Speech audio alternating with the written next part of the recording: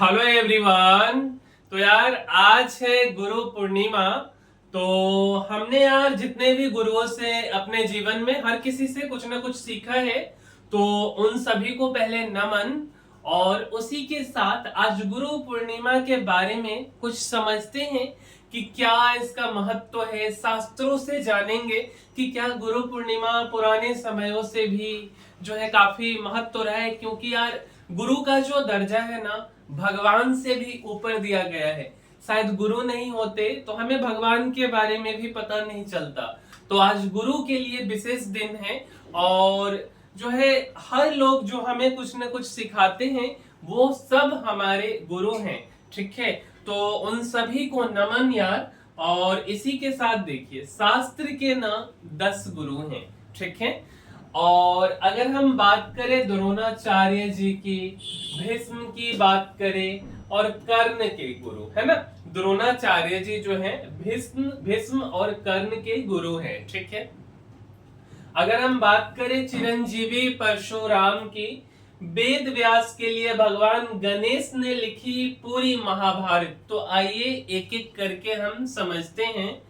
तो यार आज गुरु पूजा का महापर्व गुरु पूर्णिमा है, और ये पर्व वेद व्यास की जन्म तिथि यानी आषाढ़ मास। अब जिनको आषाढ़ नहीं पता मेरे भाई, तो हिंदी महीना होते हैं, उसमें क्या होते हैं, चैत बैसाख जेठ आषाढ़ सावन भादो आश्विन कार्तिक अगहन पूस माघ फागुन, है ना। तो चैत बैसाख आषाढ़ के बाद आता है सावन, और सावन जस्ट शुरू होने वाले हैं और आषाढ़ महीना खत्म होने वाला है। इंग्लिश के महीने से यह जुलाई में पड़ रहा है। ठीक है, तो ये पर्व वेद व्यास की जन्म तिथि यानी आषाढ़ मास की पूर्णिमा पर मनाते हैं। शास्त्रों में कई ऐसे महान गुरु बताए गए हैं जिनके शिक्षाएं आज भी हमारी सभी परेशानियां दूर कर सकती हैं। जानिए शास्त्रों के 10 महान गुरु और उनकी खास बातें। तो सबसे पहला, वेद व्यास के लिए गणेश जी ने लिखी महाभारत। ठीक है, तो वेद व्यास के पिता जो कि महर्षि पराशर और माता सत्यवती थी वेद व्यास जी के, और एक द्वीप पे, एक टापू पे तपस्या करने से इनका रंग श्याम यानी कृष्ण वर्ण हो गया। ठीक है, इसी कारण इनका नाम कृष्ण द्वैपायन पड़ा। पहली बात, इनका नाम कृष्ण द्वैपायन क्यों पड़ा? क्योंकि इनके पिताजी और माताजी का रंग तपस्या करते करते कैसा हो गया था, तो श्यामा रंग हो गया था। अच्छा, कृष्ण द्वैपायन ने वेदों का संपादन किया था, इस कारण इन्हें वेद व्यास कहा जाता है। इन्होंने चारों वेद आपको पता है। ठीक है, बीच बीच में कभी कभी कैमरा भी चेक करना होते हैं। ऋग्वेद, यजुर्वेद, सामवेद और अथर्ववेद का संपादन किया। 18 पुराणों, महाभारत, श्रीमद् भागवत पुराण जैसे ग्रंथों की रचना की। अच्छा, आप ये फिगर देखिए, कितना सुंदर सा फिगर है, और इस फिगर में क्या समझाया जा रहा है, तो महाभारत की जो रचना है वेद व्यास ने की थी, ये हम सभी जानते हैं। लेकिन इसे गणेश जी ने लिखा था, जो बुद्धि के देवता हैं, हमारे दिमाग के देवता है ना। वेद व्यास ने महाभारत जो है बोल रहे थे और गणेश जी लिख रहे थे। देखिए, ये गणेश जी हैं जो कि महाभारत लिख रहे हैं, और वेद व्यास जी हैं जो कि महाभारत को बता रहे हैं। ठीक है, अगला जो है भीष्म, द्रोणाचार्य और कर्ण के गुरु है परशुराम। ठीक है, तो भगवान विष्णु के छठे अवतार कौन थे, तो परशुराम थे। परशुराम ने कई बार अधर्म के मार्ग पर चल रहे क्षत्रियों का अंत किया था। परशुराम का जिक्र रामायण और महाभारत दोनों ग्रंथों में है। रामायण के मुताबिक देवी सीता जो है, माँ सीता जो है, के स्वयंवर के समय श्री राम ने धनुष तोड़ा, और उस समय परशुराम और श्री राम की भेंट हुई थी। महाभारत में परशुराम भीष्म, कर्ण और द्रोणाचार्य के गुरु थे। ठीक है, तो ये चीज ध्यान रखिए। अगला, परशुराम चिरंजीवी माने जाते हैं और कलयुग में भी जीवित हैं, ये मरे ही नहीं। ठीक है, ऐसा मान्यता है कि जब भगवान विष्णु कल के अवतार लेंगे, ठीक है, तो उस समय परशुराम जी उन्हें भी युद्ध की नीतियां सिखाएंगे, ऐसा मान्यता है और शास्त्रों की मान्यता है। तो ये सत्य होगा ही होगा। ठीक है। अगला, परशुराम के पिता जमदग्नि ऋषि तथा माता रेणुका थी। परशुराम के 4 बड़े भाई थे और एक बार पिता जमदग्नि के कहने पर परशुराम ने अपनी माता रेणुका का सिर काट दिया था। ये देखकर महर्षि जमदग्नि बहुत प्रसन्न हुए और परशुराम को वर मांगने के लिए कहा। तब परशुराम ने माता रेणुका को पुनर्जीवित करने का वर मांग लिया। ठीक है, तो ये चीजें हैं। अगला है, धृष्टद्युम्न ने किया था द्रोणाचार्य का वध। द्रोणाचार्य भारद्वाज ऋषि के पुत्र थे। इनके गुरु परशुराम थे और द्रोणाचार्य जी का विवाह कृपाचार्य की बहन कृपि से हुआ था। अश्वत्थामा इनका पुत्र था और द्रोणाचार्य अपने पुत्र अश्वत्थामा से बहुत ज्यादा मोह रखते थे। द्रोणाचार्य कौरव और पांडवों के शस्त्र गुरु थे। इन्होंने राजकुमार को धनुर्विद्या, धनुष चलाने की विद्या, ठीक है, गदा और अन्य युद्ध कौशल सिखाया था। अर्जुन इनके प्रिय शिष्य थे और महाभारत युद्ध में द्रोणाचार्य ने कौरव पक्ष का नेतृत्व किया था। ठीक है, ये देखिए धनुष चलाया जा रहा है और द्रोणाचार्य का वध करने के लिए श्री कृष्ण ने योजना बनाई थी। योजना के अनुसार युद्ध में भीम ने अश्वत्थामा नाम के एक हाथी को मार दिया और द्रोणाचार्य को संदेश दिया कि अश्वत्थामा मारा गया। अपने पुत्र अश्वत्थामा के मृत्यु की खबर सुनते ही उन्होंने धनुष बाण नीचे रख दिए थे। उसी समय धृष्टद्युम्न ने द्रोणाचार्य का सिर काट दिया। ठीक है। अगला, वशिष्ठ ने विश्वामित्र को दिया ब्रह्म ऋषि का पद। वशिष्ठ मुनि सप्त ऋषियों में से एक और त्रेता युग में राजा दशरथ के कुल गुरु थे। वे ब्रह्म ऋषि के रूप में प्रसिद्ध है। इनकी पत्नी का नाम देवी अरुंधति था। वशिष्ठ मुनि ने राम, लक्ष्मण, भरत, शत्रुघ्न को शास्त्रों और धर्म का ज्ञान दिया। वशिष्ठ का जीवन संयम, ज्ञान और तप का प्रतीक माना जाता है। ठीक है। विश्वामित्र ने कई बार वशिष्ठ मुनि से ज्ञान युद्ध किया, जिसमें इन्होंने हमेशा संयम और सत्य का पालन किया। वशिष्ठ संहिता और योग वशिष्ठ, जो कि महारामायण के नाम से भी जाना जाता है, जैसे ग्रंथों से भी वे जुड़े हैं। जब वशिष्ठ मुनि विश्वामित्र के तप से प्रसन्न हुए तो इन्होंने विश्वामित्र को भी ब्रह्म ऋषि का पद दिया था। अगला, विश्वामित्र पहले राजा थे, बाद में ऋषि बने। विश्वामित्र पहले राजा थे। उन्होंने राजपाट छोड़कर तपस्या शुरू कर दी क्योंकि वे ब्रह्म ऋषि बनना चाहते थे। उन्होंने कठोर तप किया लेकिन उन्हें ये पद नहीं मिल रहा था। एक दिन विश्वामित्र से अन्य ऋषियों ने कहा, जब तक वशिष्ठ मुनि आपको ब्रह्म ऋषि नहीं कहेंगे तब तक आप ब्रह्म ऋषि नहीं बन पाएंगे। ठीक है।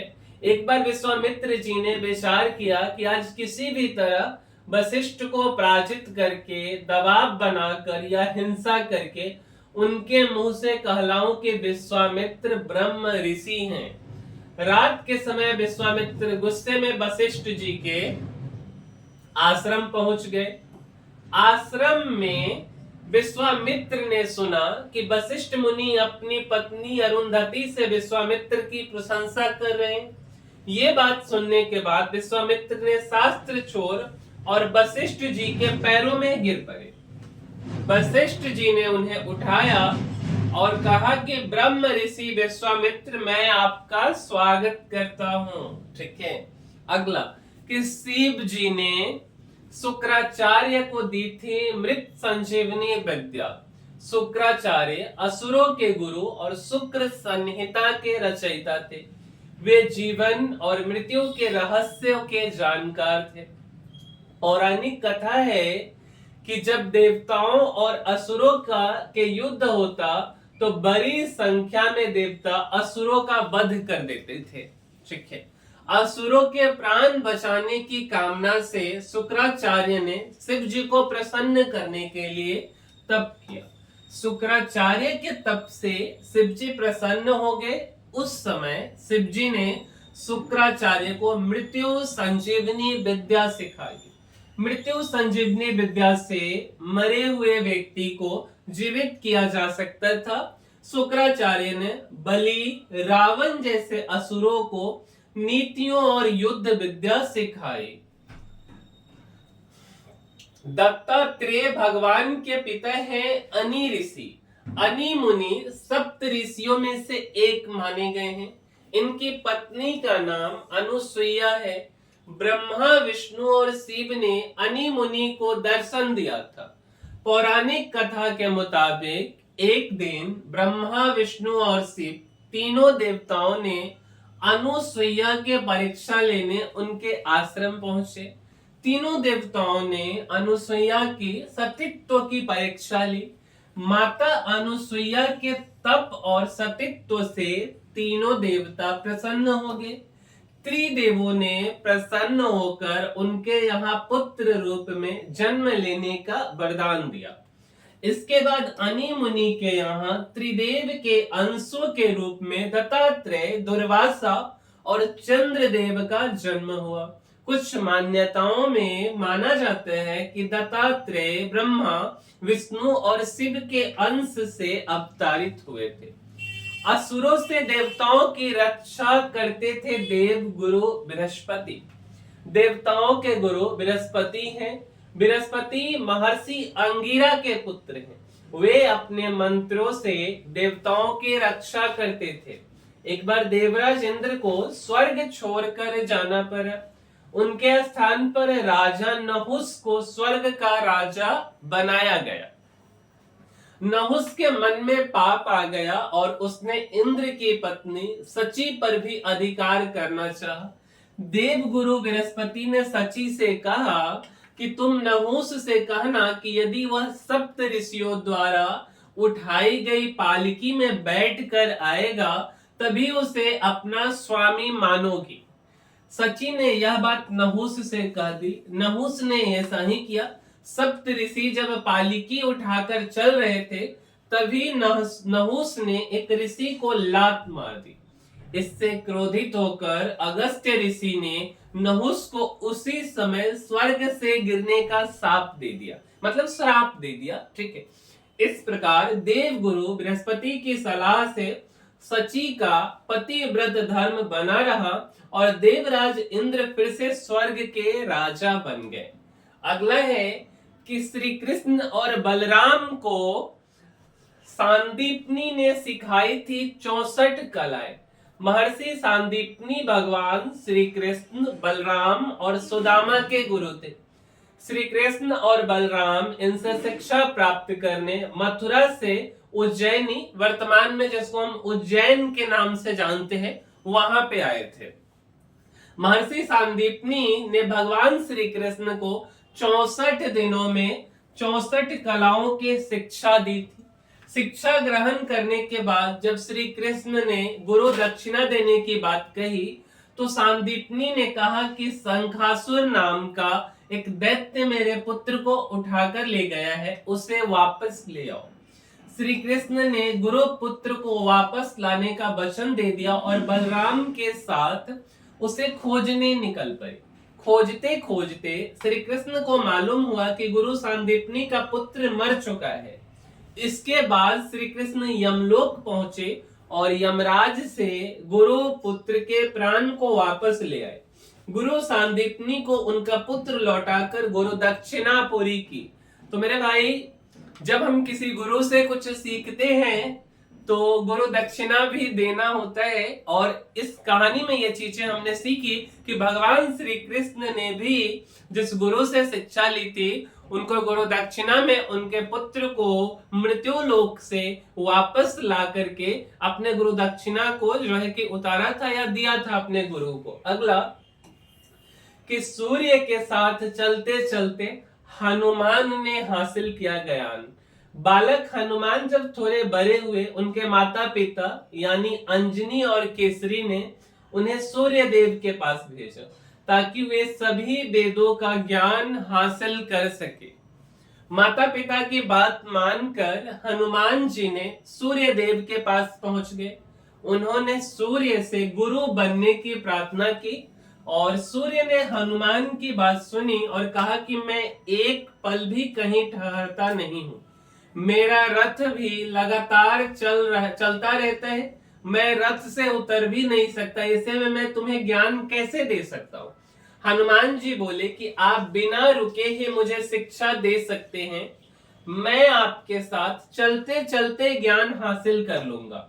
सूर्य ने हनुमान की बात मान ली। इसके बाद सूर्य ने हनुमान जी को सभी वेदों का ज्ञान दिया और शास्त्रों के रहस्य के बारे में बताया। तो ये जो कहानी है मेरे भाई, इन सारे कहानियों से हमने एक चीज सीखने का कोशिश किया कि भगवान चाहे कोई भी हो, ठीक है, लेकिन उनके भी जीवन में गुरु का बहुत ही महत्व रहा है और हर कोई गुरु से जरूर शिक्षा लिए हैं। और हर एक में जो अभी हमने आपको 10 भगवानों के बारे में, 10 गुरु और शिष्यों के कहानी के बारे में समझाया, तो इनसे हमें भी ये सीखना चाहिए कि हर जो भी गुरु हैं उनसे हम शिक्षा लें। आज जिनसे भी हम कुछ सीखते हैं वो हमारे गुरु हैं और बदले में गुरु से ज्ञान लिया जाए तो गुरु दक्षिणा भी देने की परंपरा सदियों से रही है। तो गुरु दक्षिणा देना भी, चाहे वह जिस भी माध्यम से हो, आज संभव ना हो सके, कल हो सके, बट देना चाहिए हम सभी लोगों को। तो आज के वीडियो में इतना ही। यही गुरु पूर्णिमा पे विशेष चीजें जो हमारे शास्त्रों की बातें थी वो हमने आपसे शेयर किया। और हमारा जो वीडियो है, इस वीडियो में हमारा हमेशा से कोशिश रहता है कि हम भी कुछ नया सीखें और आपको भी कुछ नया सिखाएं। तो इस वीडियो में इतना ही, मिलते हैं अगले वीडियो में। और अगर आपको हमारे वीडियो से वैल्यू एडिशन मिला है तो मेरे भाई इस वीडियो को लाइक, शेयर और सब्सक्राइब करना है। बिल्कुल भी इसमें कोई पैसा नहीं लगता है, पूरा फ्री ऑफ कॉस्ट है। तो इसको सब्सक्राइब कीजिए, आपके लिए यही एक तरह से गुरु दक्षिणा समझ लीजिए। और इसी के साथ हम इस वीडियो को समाप्त करते हैं। मिलते हैं अगले वीडियो में, तब तक के लिए धन्यवाद।